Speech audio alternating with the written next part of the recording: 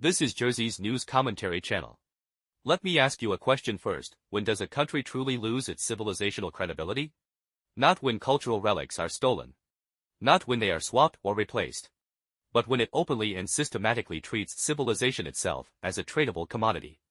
At that moment, it has already forfeited the right to speak of cultural preservation. Across the world, only one country has treated national cultural relics as export commodities sold directly by the state: China. From 1949, after the CCP took power, until 1988, for nearly 40 years, China's cultural relics export trade never stopped. This was not sporadic behavior. It was officially approved by the State Council, with cultural heritage systems at all levels acting as trading entities, systematically selling relics overseas. By conservative estimates, more than 40 million pieces were sold, over 1 million per year. They were not stolen. They were not smuggled. They were sold by the state itself. Especially in the 1970s, during the late Cultural Revolution, the economy was collapsing, foreign exchange was nearly exhausted, yet a small privileged elite demanded massive imports. So the state dumped national cultural relics through Hong Kong in exchange for foreign currency. Ancient paintings, porcelain, handicrafts were allocated out of state storage and sold. In other words, the government itself became the largest antiquities dealer. Some try to whitewash this as exporting for foreign exchange to develop the economy.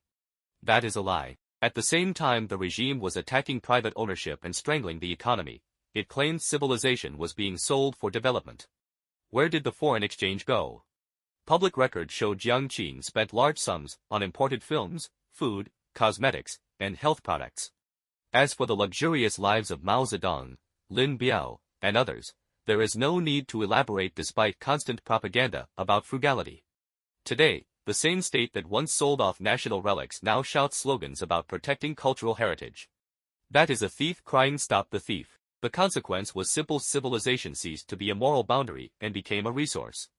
Once the state could sell it, insiders felt no burden swapping, embezzling, or forging relics. That is why the Nanjing Museum swap-out incident shocked no insiders, and why so many museums are now filled with forgeries. At the institutional level, relics were rewritten as disposable assets. True national credibility is not built on slogans. It rests on non-negotiable boundaries.